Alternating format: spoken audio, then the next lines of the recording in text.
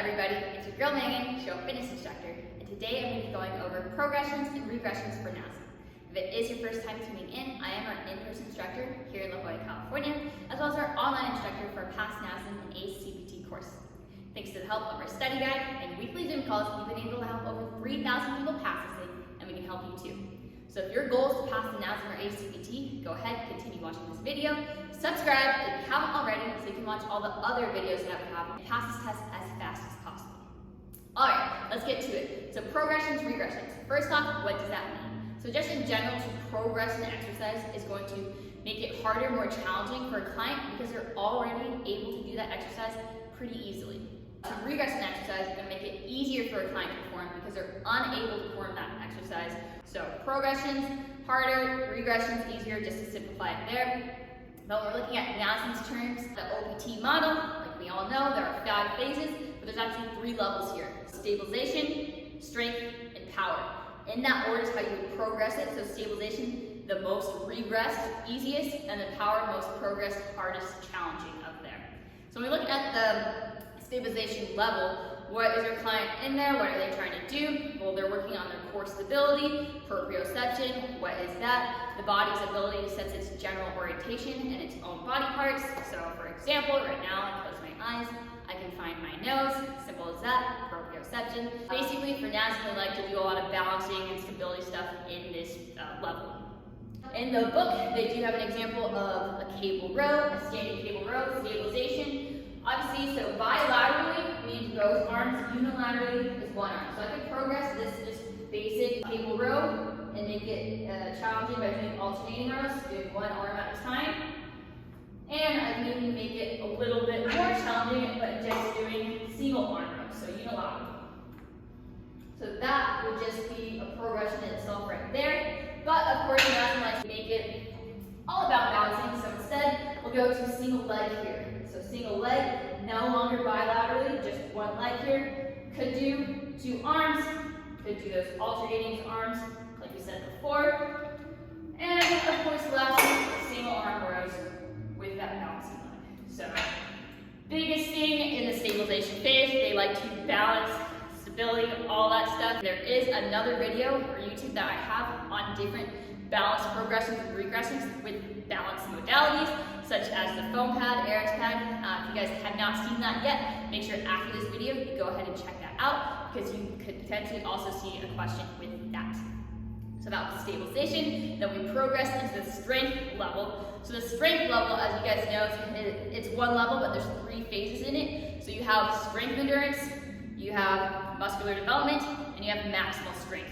So within that level, you're obviously going to also progress as well, but just in general, in that level, just the basic movements that you'll find are going to be your everyday compound movements that you most likely do. So you have your squats, your bench press, your RDLs, because your client's trying to put on muscle size, mass, hypertrophy, what they would say. So that's their goal there. The biggest thing for this is in those 3 phases, what are the cute variables?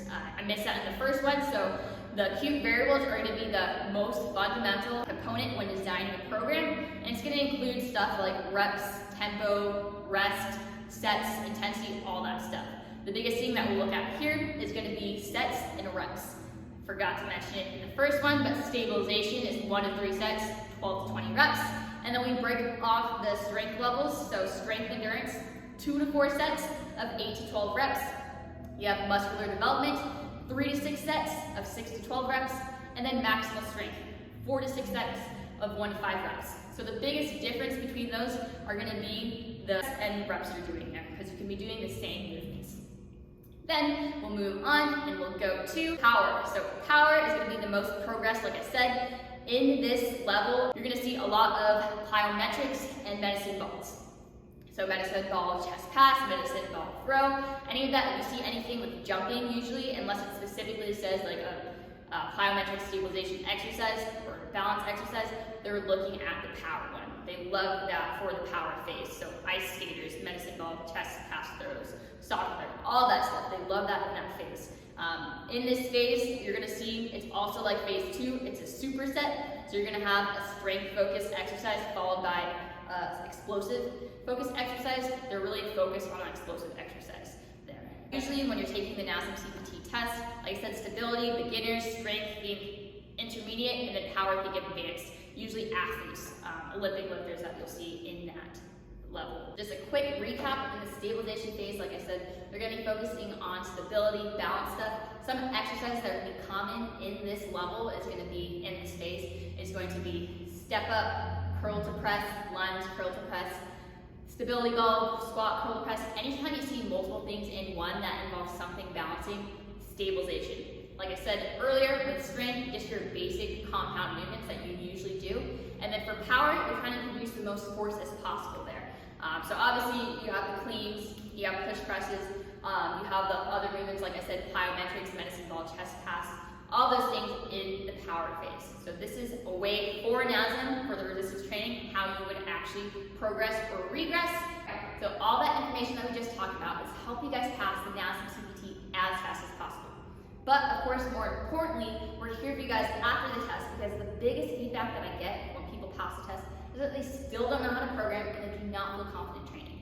And that's why here at Show Up Fitness, we have our in-person and online internships, and we provide those tools for you guys to make this a long-lasting and successful career. So if you guys are interested in our in-person internships, like I said earlier, we do have our location here in La Jolla, California, that I instruct, as well as Santa Monica, West Hollywood. Obviously, like I said, we're online, so if you cannot come in person, don't worry, you can still learn at your own comfort at your home with people all over the world, so there's no excuse for you guys not to show up. And of course, seminars. If you guys can't come to us, we will come to you. We have weekend seminars occurring every month or so, so if you're interested in that, make sure to drop a comment. Also, you can message me on Instagram at active, ACT7VE, as well as at Show Up Fitness and Show Up Fitness Internship. We are online at www.showupfitness.com. And don't forget, make sure to like, comment, share, and subscribe. And of course, as you guys all know, if you want to become a great, successful personal trainer, all you guys gotta do is show up.